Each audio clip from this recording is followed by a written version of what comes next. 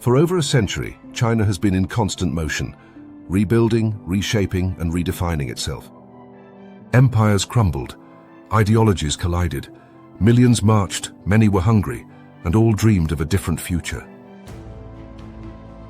In this story, we'll follow that journey from the first sparks of revolution to the China we see today. And in the final section, we'll ask the question no one can ignore. Is the revolution really over, or has it only changed its form?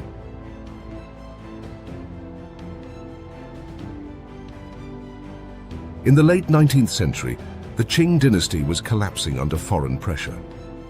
The Opium Wars, humiliating treaties, and the loss of territories weakened the empire. Inside, rebellions and failed reforms deepened the crisis. Once the center of a vast civilization, China had become a fractured and vulnerable giant. A new generation of intellectuals, reformers, and students began asking, can China be saved, and if so, how?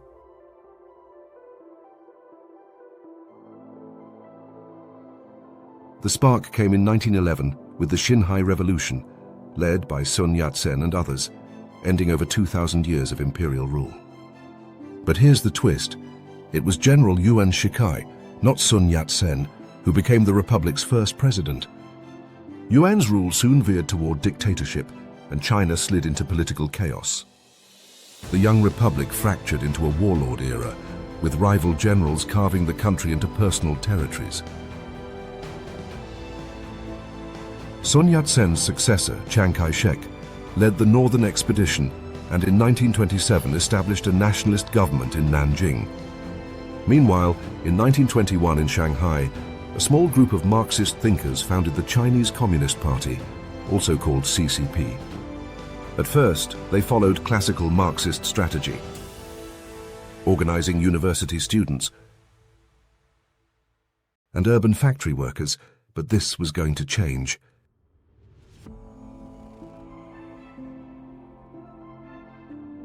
The uneasy alliance between the nationalists and communists soon collapsed. Civil war ensued.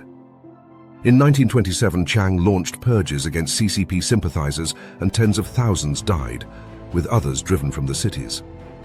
And so in 1934, the communists faced annihilation. To survive, they started on the Long March. A year-long 6,000-mile retreat to remote Yan'an. This left only a fraction alive. But it transformed Mao Zedong into the movement's leader.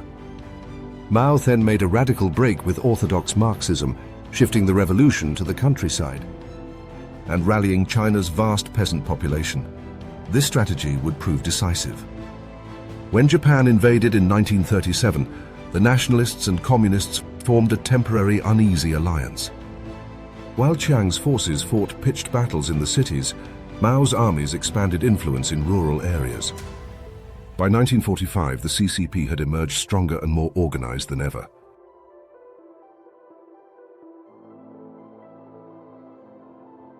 The Civil War reignited in 1946.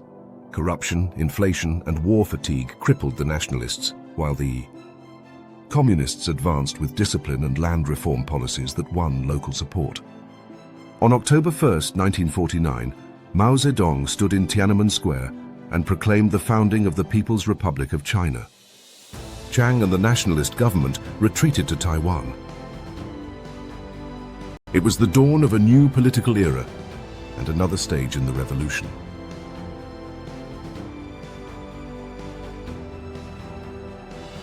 The early years of communist rule brought sweeping land redistribution and also literacy and public health campaigns,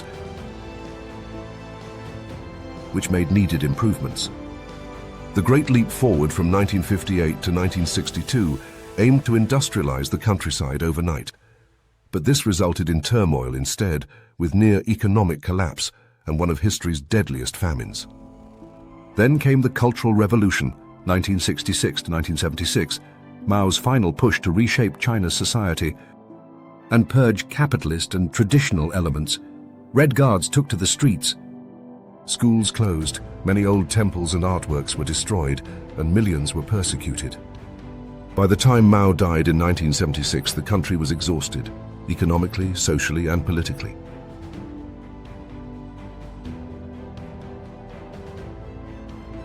Out of the post-Mao struggle emerged Deng Xiaoping.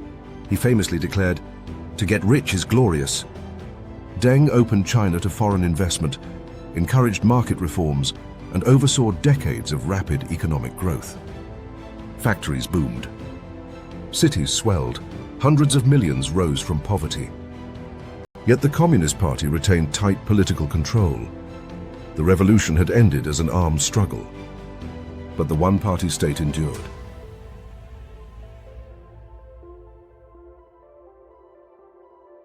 Today, China is a global power, second in GDP only to the United States, leading in infrastructure, technology, and trade.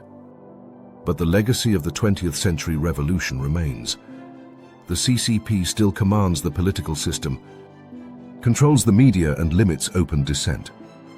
Yet unlike many authoritarian systems, China is constantly making changes, both large and small, and remains highly attentive to public opinion, a responsiveness that many citizens see as a strength. The country is no longer poor or weak, yet debates over freedom, governance, and China's future path still echo at home and abroad. So, has the revolution ended? Or has it simply shifted from the battlefield to the boardroom, the classroom, and the global stage? China's revolutionary century changed everything: its government, economy, and standing in the world.